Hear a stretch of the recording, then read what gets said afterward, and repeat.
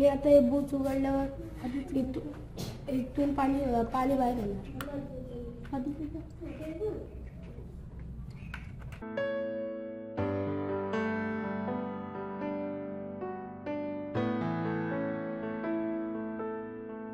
प्लास्टिकची बॉटल आणि एक सेंट आणि एक माचीस घेतली आहे.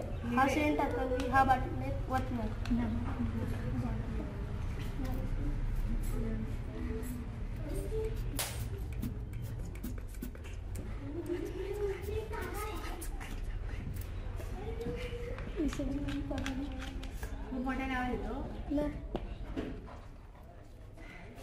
आता मी ह्या बाटलीला आता आग लावणार.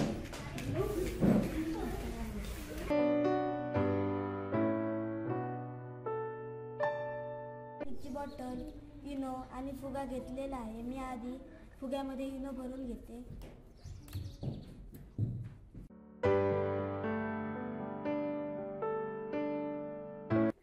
मी आता फुग्यामध्ये इनो भरून घेतलेला आहे. आता आपण फुगा बॉटलला लावूया. आता हा फुगा वरती केल्यावरती फुगा फुगणार आहे. फुगा फुगला कारण आतमध्ये इनो आणि पाणी एकत्र केल्यामुळे आतमध्ये गॅस तयार झालेला आहे, म्हणून फुगा फुगला. पाणी प्लेटमध्ये ओतून झाल्यानंतर पावडर त्यावरती टाकणार आहे. पावडर टाकून झाल्यानंतर मी त्यावर एक साबणाचं बोट लावते. साबणाचं बोट लावल्यामुळे जे काही पावडरचे कण आहे ते बाजूला सरकलेले आहे. हे कशामुळे होतं? कारण पाण्याची घनता कमी झाल्यामुळे पावडरचे कण बाजूला सरकतात. मी आज पंखा बनवला आहे. पंखा बनवण्यासाठी साहित्य लागलेलं सांगणार आहे. 2 आईस्क्रीमचे काडी लागले आहेत व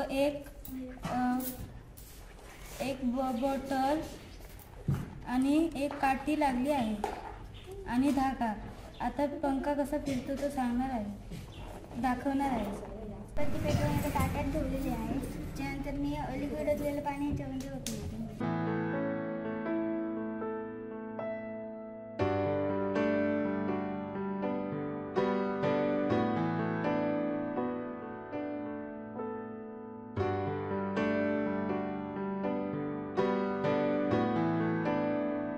ग्लासमध्ये पाणी घेतलं. त्यात मी ग्लासमध्ये मीठ टाकणार आणि नंतर मग दोन्ही ग्लासमध्ये बटाटे टाकणार.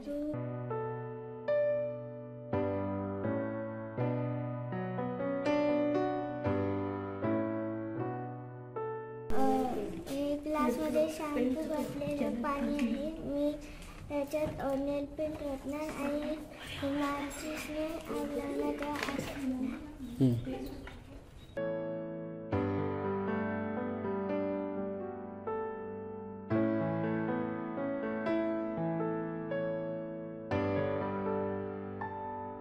पाणी घेतलं आणि नेल पेंट ह्याच्यात टाकले काय मग आग लावली तर आग पेटणार.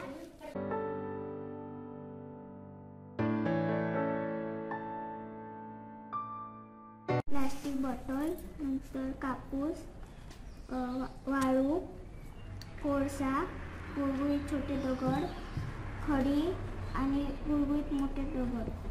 आता मी शुद्ध पाणी याच्यात ओतल्यावर शुद्ध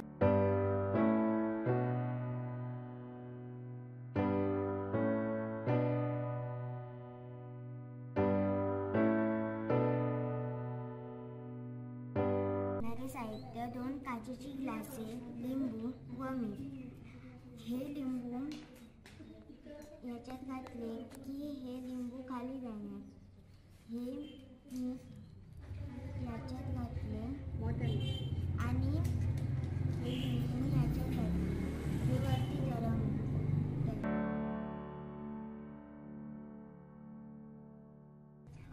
घनता कमी आहे आणि या पाण्यात मिठामुळे घनता जास्त आहे.